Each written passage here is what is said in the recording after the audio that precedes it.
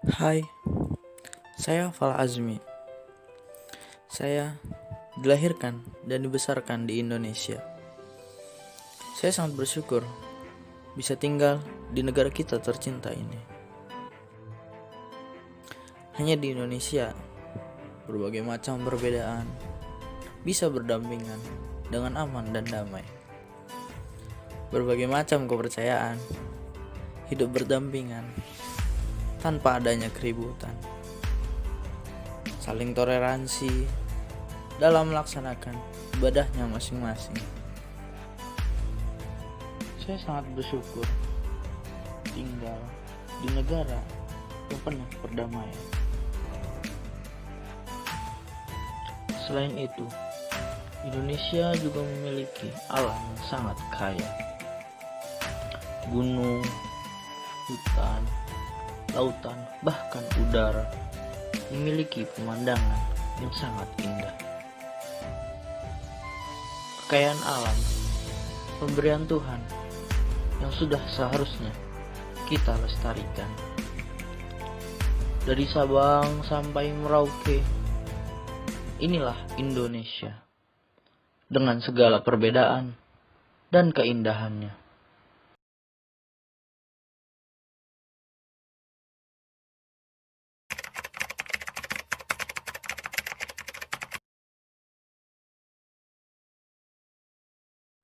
Baik, kita akan sedikit berbincang kepada narasumber pada hari ini.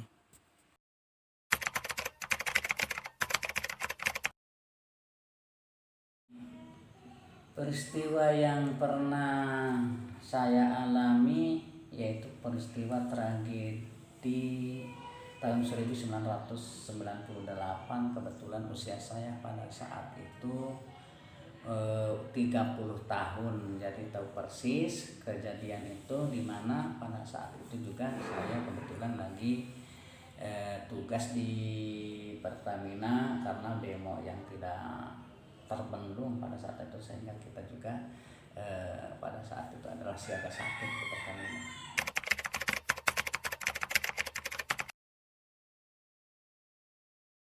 Keadaan sangat itu pada tanggal 9 Mei 1998 jam 9.00 pada saat itu Pak Presiden Republik Indonesia Bapak Soeharto mengumumkan dirinya mengundurkan diri karena gejolak pada saat itu dari tanggal 4 sampai tanggal 15 Mei. Para mahasiswa dari elemen masyarakat juga ditambah organisasi-organisasi yang lainnya adalah sangat rasial pada saat itu, sehingga pada saat itu gedung DPR MPR dikuasai oleh para mahasiswa, jalan-jalan semuanya pada saat itu serba istilahnya tak terbendung. Gerakan-gerakan dari golongan masyarakat, pemuda, mahasiswa juga pada saat itu tidak bisa membedakan mana mahasiswa mana masyarakat pada saat itu, sehingga keadaan pada saat itu terutama Jakarta, yang saya ketahui Jakarta memang seluruh wilayah juga dari Medan dari mana juga pada saat itu memang seperti itu, khususnya yang saya ketahui adalah di ibu kota. Jadi beberapa daerah lain juga ada, karena dipicu pada saat itu juga oleh tragedi, yaitu tragedi Trisakti penembakan para mahasiswa pada saat itu, sehingga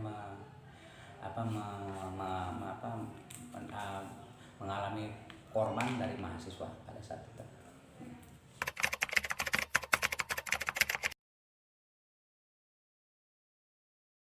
Perekonomian dengan adanya tragedi tahun 1998 sungguh sangat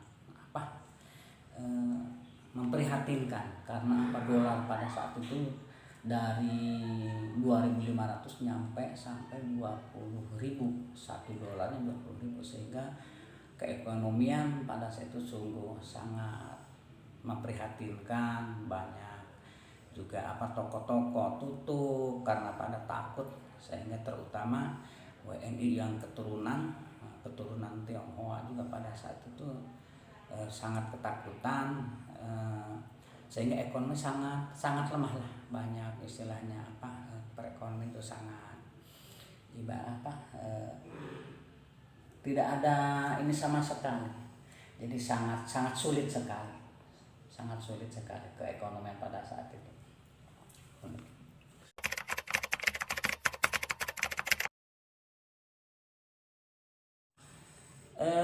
Kalau saya amati turunnya Bapak Presiden Soeharto itu pertama dari mahasiswa, karena mahasiswa pada saat itu menguasai gedung DPR MPR, perkantoran yang lain. Nah, setelah terjadinya penguasaan gedung DPR MPR oleh para mahasiswa, pada saat itu tumbuhlah dari para tokoh-tokoh masyarakat pada saat itu seperti MH Ainun Najib, terus Amin Rais juga pada saat itu. Jadi yang menamakan istilahnya pada saat itu mewakili masyarakat, sehingga dipanggillah oleh Presiden Soeharto yaitu ke istana.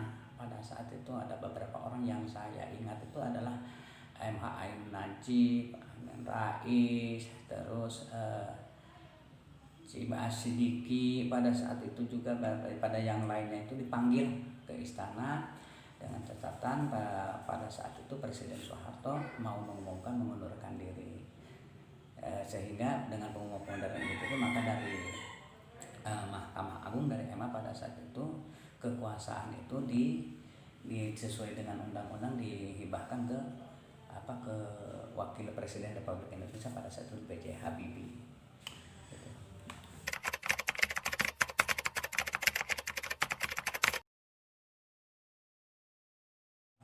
Kalau pada saat itu para mahasiswa itu berdemo atau di istana, di gedung DPR itu, saya amati kalau para mahasiswa pada zaman dulu itu demo itu kita punya sasaran, punya tujuan gitu, yang pasti harus begini, harus reformasi seperti itu.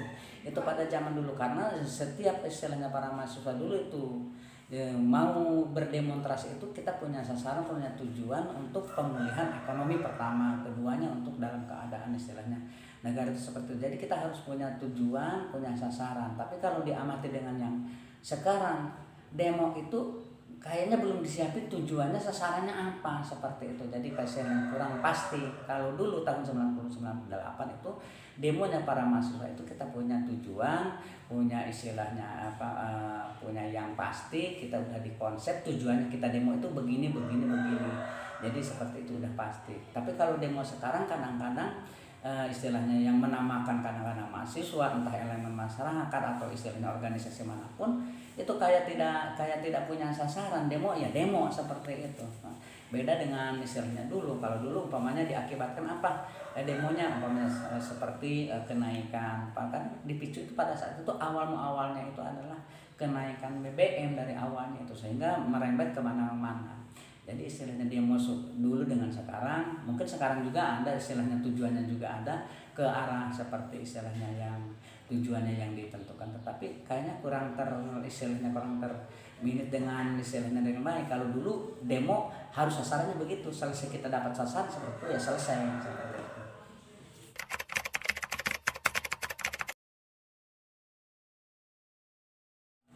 Pesan saya kepada generasi muda sekarang, memang kita harus sebagai mahasiswa, generasi muda, kita harus kritis terhadap istilahnya kebijakan pemerintah yang sifatnya merugikan masyarakat, merugikan rakyat.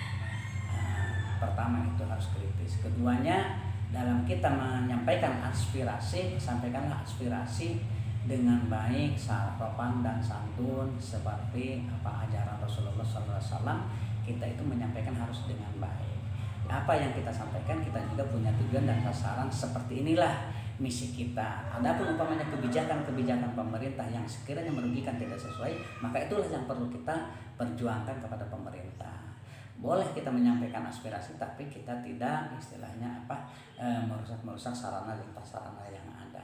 Itu saja pesan saya kepada generasi muda sekarang, kepada para mahasiswa sebagai penerus perjuangan bangsa. Kita tetap harus dalam kritis kita kepada pemerintah sekiranya ada kebijakan-kebijakan yang merugikan masyarakat ataupun rakyat itu sendiri. Itu saja pesan saya. Terima kasih Bapak atas wawancaranya. sama-sama mudah-mudahan generasi yang akan datang adalah lebih bagus daripada generasi-generasi yang terdahulu. Amin ya rabbal alamin.